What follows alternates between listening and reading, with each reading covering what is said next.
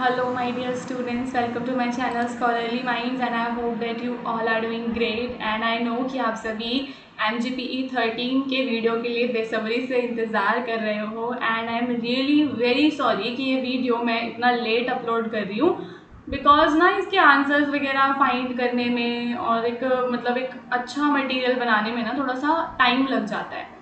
Okay, सो ऊपर से MGPE 13 मुझे थोड़ा सा ऐसा डिफ़िकल्ट भी लगता है पढ़ने में, पढ़ाने में, हर एक चीज़ में, अगर मैं कंपैरिजन करूँ दूसरे सब्जेक्ट से। तो गाइस देखो, MGPE 13 में ना आप सिविल सोसाइटीज़ वगैरह के बारे में पढ़ते हो। सिविल सोसाइटी आप सभी को पता ही होगा, जो मैंने अपनी ओल्डर वीडियोज़ में भी आपको बताया है कि सिविल सोसाइटी में NGO, ट्रेड यूनियंस, ये सब आते हैं। तो ये रिवीजन क्लास 1 है, इसमें अराउंड मैं 3 to 5 क्वेश्चंस को कवर करूँगी। तो आपको वीडियो को पूरा एंड तक देखना है ताकि आपको अच्छे तरीके से समझ में आ सके। एंड MGPE 13 जो है ना, इसका हमारे पास गेस्ट पेपर भी अवेलेबल है। ठीक है, तो अगर आपको इसका जो गेस्ट पेपर है वो परचेज करना है तो आपको डिस्क्रिप्शन में एक नंबर दिखेगा, ये वाला, ठीक है, 7065720747। तो आप इस नंबर पे हमें कांटेक्ट कर सकते हैं व्हाट्सएप पे। मेरी टीम आपको आगे फर्दर असिस्ट कर देगी। सो गाइस, क्वेश्चन नंबर 1 में आपको डिफ्रेंशिएट करने हैं in the views of Gramsci and Marx regarding civil society. तो देखो, एंटोनियो ग्राम्स्की और कार्ल मार्क्स, ठीक है, दोनों के सिविल सोसाइटीज़ को लेकर उनके क्या विचार हैं, उनके बारे में आपको बताना है।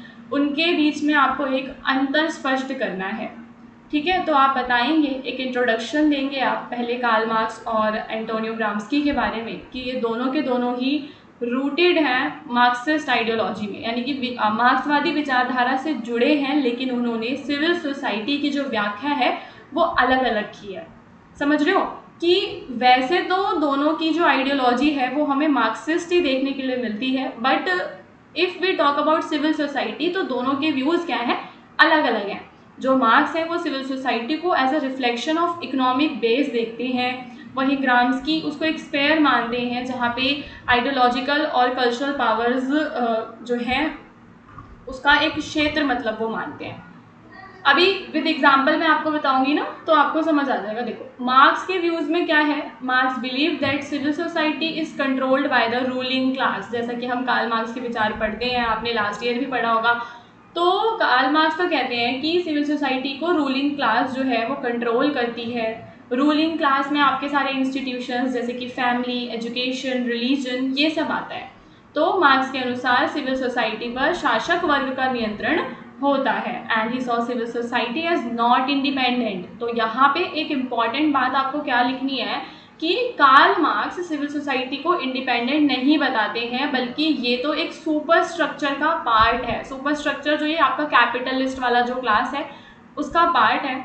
सो इन एग्जाम्पल आप बताएंगे that in capitalist society media often support corporate interest. जैसे कि media is also like a civil society.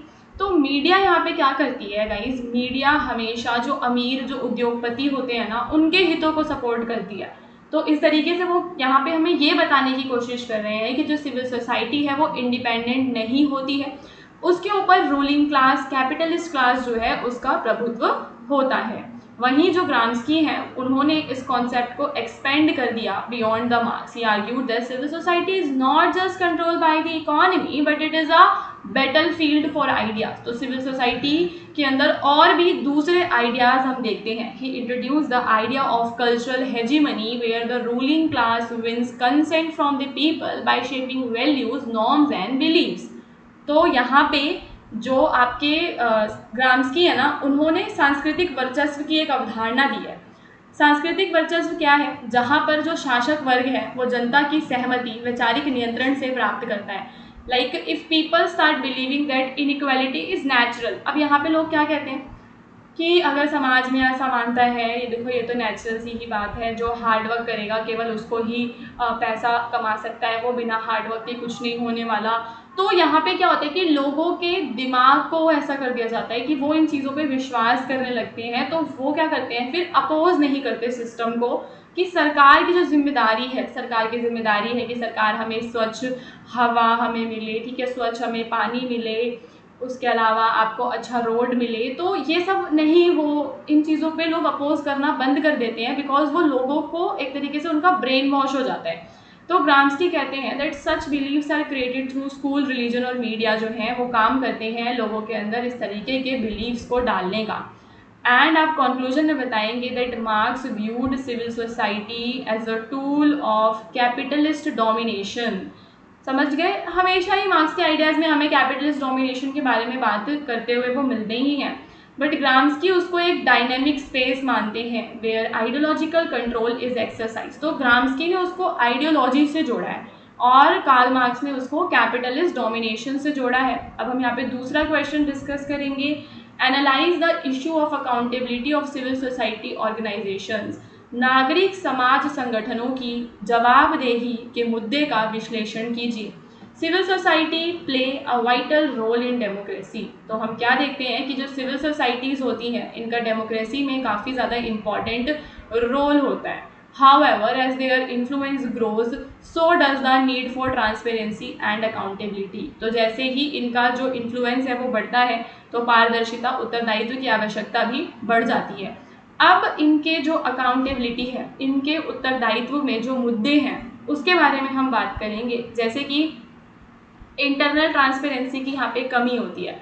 So many civil societies are not transparent कि उनको फंडिंग कहाँ से मिल रहा है, रिसोर्सेज को वो कहाँ पे यूज़ कर रहे हैं। जैसे कि कुछ एनजीओज़ को अगर फॉरेन से फंडिंग मिलती है तो वो डिस्क्लोज नहीं करते कि मनी कहाँ पे स्पेंड हो रहा है। सेम जब सिविल सोसाइटी जो डिपेंड होती हैं एक्सटर्नल डोनर्स पे, देयर एक्टिविटीज़ में reflect donor priorities rather than community needs. तो यहाँ पे वो क्या करते हैं कि अपने डोनर की जो प्रायोरिटीज़ है ना उसको ज़्यादा सपोर्ट करते हैं। Like for an NGO working on rural development might shift focus to climate issues just because of foreign donor funds only that. तो फॉरेन का जो डोनर है वो जिस चीज़ के लिए फंडिंग कर रहा है ना वो उसी चीज़ को फिर आगे सॉल्व करते हैं, बाकी के मुद्दों की अनदेखी कर देते हैं। कुछ सिविल सोसाइटीज़ को अक्यूज़ किया जाता है कि वो पॉलिटिकल पार्टीज से जुड़ जाते हैं ड्यूरिंग द इलेक्शंस और इनडायरेक्टली वो पॉलिटिकल पार्टीज़ को सपोर्ट करते हैं। मैनी कंट्रीज़ जैसे कि इंडिया में भी अभी कुछ भी लीगल फ्रेमवर्क देखने के लिए नहीं मिलता है कि भाई फॉरेन से उनको कितना पैसा मिल रहा है, ये सारी चीज़ों पे नज़र नहीं जाती है सरकार की। एंड फाइनली आप कंक्लूजन में बता देंगे कि अकाउंटेबिलिटी एसेंशियल है सिविल सोसाइटीज़ के लिए। अगर सिविल सोसाइटीज़ को क्रेडिबल बनाना है, पीपल सेंट्रिक बनाना है, ट्रांसपेरेंट बनाना है ना, तो accountability is very important. Then हमारा अगला क्वेश्चन है, गांधी का कंस्ट्रक्टिव प्रोग्राम क्या है, रचनात्मक कार्यक्रम क्या है। महात्मा गांधी का रचनात्मक कार्यक्रम एक ऐसा खाका था जिसमें वो बात करते हैं कंट्री को सेल्फ रिलायंट, एथिकल और एक नॉन वायलेंट सोसाइटी जो है इंडिया में जो सोसाइटीज़ हैं वो ऐसी हो, एंड एक ट्रांसफॉर्मेशन लेकर आना है। आपको केवल पॉलिटिकल सरकार पे नहीं डिपेंड रहना है कि सरकार हमारे लिए करेगी, पॉलिटिकल चेंज पे आपको डिपेंड नहीं रहना है, बल्कि सामाजिक जो बदलाव है उसकी वो बात करते हैं। तो गांधी कहते हैं कि गांव के जो हमारे विलेजेस हैं वो सेल्फ रिलायंट होने चाहिए, सेल्फ सफिशिएंट यूनिट्स वो होनी चाहिए, ताकि वो कहते हैं खादी का, विलेज इंडस्ट्रीज़ को हमें क्या करना है, प्रमोट करना है, ताकि जो विदेशी जो वस्तुएं हैं ना, फॉरेन जो हम इंपोर्ट कर रहे हैं फॉरेन गुड्स को, वो कम हो सके और हमारे जो गांव हैं वो आत्मनिर्भर बन सके। And he also talks about the removal of untouchability, because untouchability एक तरीके से कलंक है जिसको रिमूव करना बहुत ही ज़्यादा ज़रूरी है ना। तो उन्होंने आश्रम, टेम्पल्स बनाए थे हरिजन के लिए, and he saw communal harmony as essential for national unity. और वो कहते हैं कि देश के अंदर जो एकता है वो बहुत ही ज़्यादा ज़रूरी है, चाहे हिंदू मुस्लिम सिख कोई भी हो, सभी को मिलजुल कर रहना चाहिए। और महिलाओं का सशक्तिकरण बहुत ही ज़्यादा ज़रूरी है, जो महिलाएं हैं उनको समानता मिले, उनको आत्मसम्मान मिले, वो इसके बारे में कहते हैं। एंड वो खादी को और स्वदेशी को क्या करते थे, प्रमोट करते थे। And in the final conclusion आप कहेंगे दैट गांधी का जो कंस्ट्रक्टिव प्रोग्राम है, it was not just a set of social reforms but a foundation for Swaraj. What is Swaraj guys? तो स्वराज का मतलब होता है ट्रू सेल्फ रूल। तो सच्चे स्वराज के लिए गांधी का ये कार्यक्रम है जिसके अंदर ये 4-5 पॉइंट्स आपको एग्जाम में इन डिटेल एक्सप्लेन करने हैं। आप चाहें तो इनको अपनी नोटबुक में लिख सकते हैं, जो भी क्वेश्चंस के सब पॉइंट्स है ना उनको लिख सकते हो आप। अगर आपको गैस पेपर को परचेज नहीं करना है, you don't want to spend money, तो आप मेरी वीडियोस के नोट्स बना सकते हो। बट इफ़ आप चाहें तो आप खरीद भी सकते हैं, it's all up to you. फिर क्वेश्चन है आपको ग्लोबलाइजेशन के बारे में बताना है कि ये देखो बहुत ही सिंपल है, हम सभी को पता है कि ग्लोबलाइजेशन का मतलब क्या होता है। विश्व की जो विभिन्न अर्थव्यवस्थाएं हैं वो आपस में इंटरकनेक्ट हो जाती हैं, टेक्नोलॉजी, व्यापार, ये सब उनमें बढ़ जाता है। अब आप यहाँ पे बात करोगे इसके सक्सेस के बारे में, तो ग्लोबलाइजेशन से फ़ायदा क्या हुआ? फ़ायदा ये हुआ कि इससे देशों की ना ग्रोथ होने लग गई और व्यापार हमारा बढ़ गया था। आईटी सर्विसेज वगैरह 1991 के बाद से बहुत ज़्यादा बढ़ गई हैं। टेक्नोलॉजी और नया नया इनोवेशन होता है। आज के समय में देखो नया फ़ोन 4G 5G कैसे हम करते जा रहे हैं, आगे बढ़ते जा रहे हैं। गाँव तक में जो लोग हैं वहाँ पे कितना कनेक्शन ये सारी चीज़ों का बढ़ गया है ना। और कल्चरल जो एक्सचेंज है वो बढ़ा है आज के समय में। शिक्षा में, रोज़गार में, टूरिज़्म में ग्लोबलाइजेशन की वजह से बहुत ज़्यादा बढ़ोतरी हुई है। पहले के समय में हम देखते थे कि फॉरेन कंट्रीज़ में घूमने इक्के दुक्के लोग ही जाते थे, बट नाउ अ डेज़ बहुत ही ज़्यादा ईजी हो गया फॉरेन कंट्रीज़ में घूमना भी हमारे लिए। फेलियर्स की हम बात करें तो हम क्या देखते हैं कि फेलियर में इसकी वजह से इनइक्वालिटी थोड़ी सी बढ़ गई है, बिकॉज ग्लोबलाइजेशन का जो बेनिफिट है वो रिच लोगों को ज़्यादा हुआ, पुअर लोगों को कम हुआ। रूरल विलेजेस में जाएं, बहुत ज़्यादा रिमोट एरियाज़ में जब हम जाते हैं तो हमें इतना डेवलपमेंट देखने के लिए नहीं मिलता है जितना हमें अर्बन एरियाज़ में देखने के लिए मिलता है। वहीं जो हमारी लोकल इंडस्ट्रीज़ है उनका लॉस हो गया, because foreign goods are cheaper than Indian goods. वही चीज़ हम इंडिया में बनाते हैं, हमको महंगी पड़ती है, और बाहर से लाते हैं तो वो सस्ती पड़ती है। तो एक ये रीज़न है। दूसरा, सांस्कृतिक एक रूपता आ गई है। अब पहले सबका अपना अपना कल्चर था, है ना। कोई राजस्थानी, कोई गुजराती, तो कोई कह सकते हैं आपके बिहार से, सबका अपना ड्रेसिंग सेंस था, सबकी अपनी कल्चरल वैल्यूज़ थी। बट आज के समय में हम देखते हैं कि वो जो डिफरेंट कल्चरल वैल्यूज़ थी वो ख़त्म हो गई हैं और कल्चरल होमोजेनाइजेशन हमें देखने के लिए मिलता है। इसका एनवायरनमेंट पे भी इम्पैक्ट हम देखते हैं, ठीक है, नेगेटिव इम्पैक्ट भी है ग्लोबलाइजेशन का। एंड फाइनली आप बता देंगे कि भाई इससे बेनिफिट भी हुआ है। बेनिफिट, इकोनॉमिक प्रोग्रेस हुई, टेक्नोलॉजिकल डेवलपमेंट हुआ, ठीक है, बट उसके नुकसान भी आपने बताने हैं कि इसने इनइक्वालिटी को बढ़ाया। इसके बाद आपको अगला क्वेश्चन बताना है जहाँ पे आप non violence as a method of protest बताएंगे कि नॉन वायलेंस कैसे एक प्रोटेस्ट का मेथड है। सो नॉन वायलेंस और ahimsa is not just the absence of physical violence but a powerful moral और political tool for the protest का एक बड़ा ये टूल है, ठीक है। कैसे हम इसको करते हैं, देखो अगर आपको किसी के लिए भी किसी का आपको विरोध करना है मान लो, तो ज़रूरी नहीं है कि गांधी जी कहते हैं कि ज़रूरी नहीं है कि आप उसको जाके उसकी पिटाई कर दो। तो अहिंसक विरोध को वो बहुत ज़्यादा महत्व देते हैं। वो कहते हैं कि जब हम नॉन वायलेंटली कुछ करते हैं ना तो वो सामने वाले की अंतरात्मा को झकझोर देता है, ठीक है। तो गांधी का सॉल्ट मार्च एक इसका एग्जाम्पल है।